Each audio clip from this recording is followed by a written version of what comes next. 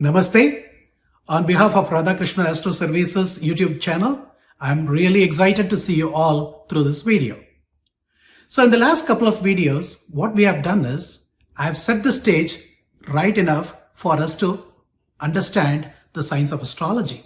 We talked about what is astrology, what is astronomy, who is an astrologer, right? So in this video, what we are going to talk about is, we are going to talk about the various types of astrology or various approaches to astrology that is widely prevalent in today's world. So let's start from the Chinese astrology.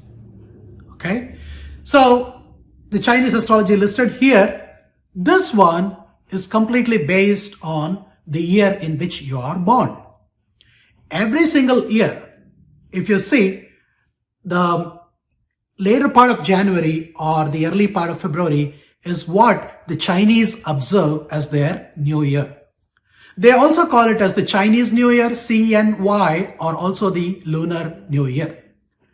And countries like Singapore, Malaysia, Thailand, China, mainland, and Taiwan, and everywhere in the Far East, people really celebrate the Chinese New Year with great pomp and splendor. Okay, so from this year's Chinese New Year through the next year's Chinese New Year, they assign that year to be associated with a specific animal. Okay, so let's take back in the year 2012, the Chinese assigned that year to be the dragon year. Okay, according to the Chinese traditions, dragon is considered to be the most fortunate, the most powerful animal, or it is really good thing to have in their houses. That's why I've seen many of my friends' places that belong to Chinese origin. They've got a small teeny tiny piece of dragon somewhere close to their workplace or somewhere close to their living room or whatever. Okay, so that's how important dragon for a Chinese tradition it is. And likewise, they have got years named after monkey, rat, snake, sheep, and all those great names. Okay, but the problem with the Chinese astrology is every single year, if a person is born in a specific year, they claim that they all have similar characteristics.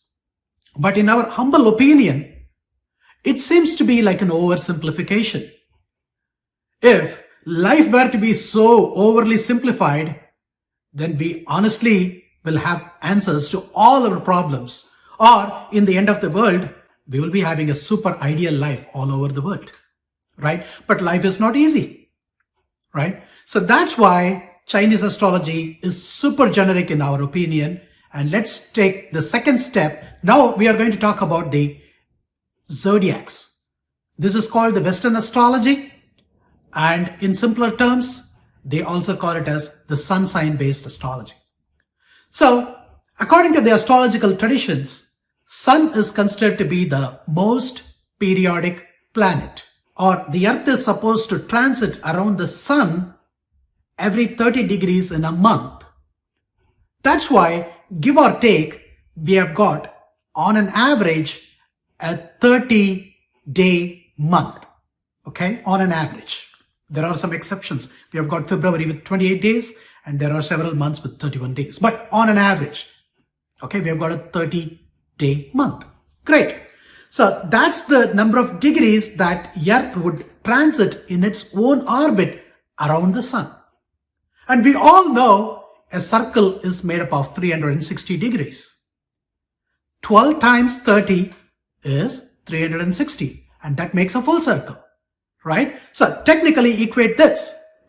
Okay? Or the Earth is supposed to transit around this, in its orbit around the Sun every month for 30 degrees.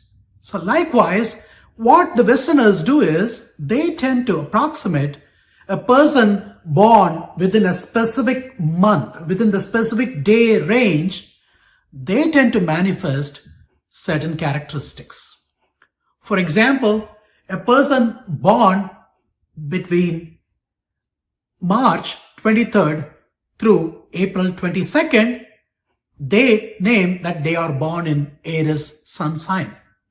and they tend to assign a specific characteristics to that person, or the person is expected to manifest certain specific characteristics.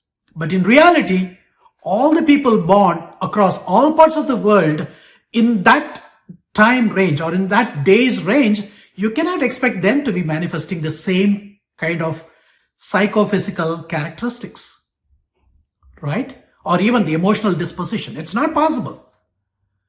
So that is where the Western zodiac astrology or the sun sign based astrology is kind of seeming to be generic. This is a lot less generic than the Chinese one, but we still consider the English astrology to be more generic. Okay, now let's winnow down to Vedic astrology. Okay, what is Vedic astrology and who are the founders of it?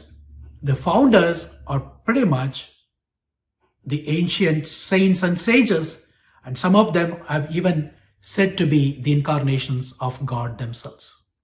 Okay, so religion and religious concepts apart, but Vedic astrology is a really ancient science.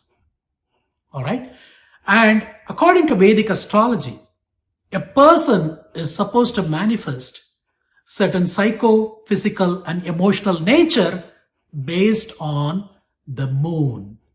That's why the Vedic astrology is also known as moon sign based astrology. Okay, so how moon sign?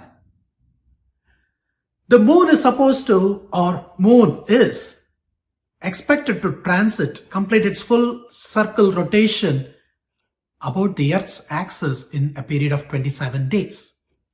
And that's why in Vedic astrology, they consider there are 27 constellations. We'll be studying about each of those constellations in our upcoming videos. Okay.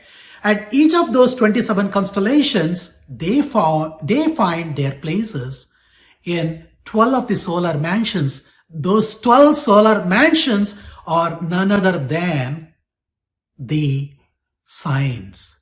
The signs start from Aries, Taurus, Gemini, Cancer, Leo, Virgo, Libra, Scorpio, Sagittarius, Capricorn, Aquarius, and Pisces.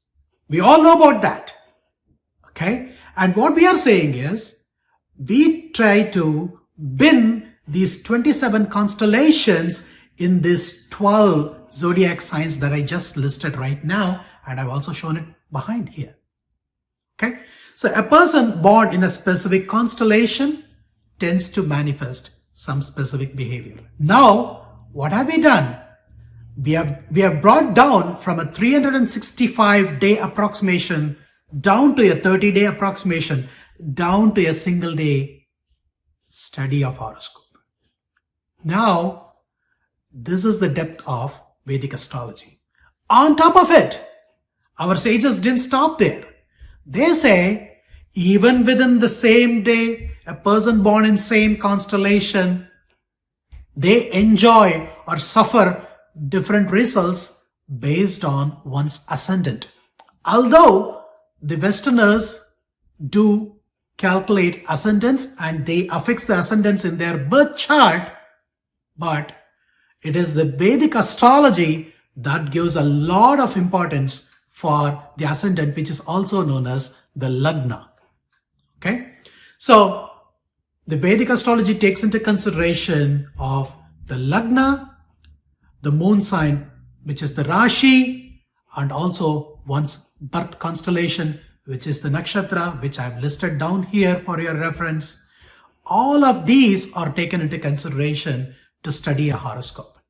That is why, in our opinion, if you are very seriously interested in learning astrology, it would be really beneficial for you to explore the science of Vedic astrology to get a farther, deeper, and more thorough view about this wonderful science of astrology. In my upcoming videos, I will take you through the journey of describing what are the planets and what are the constellations and why do we need to consider those and all those things. Until I see you all in the next video, please take care, and if you have forgotten to subscribe to our videos, please go ahead and click the subscribe button. Take care.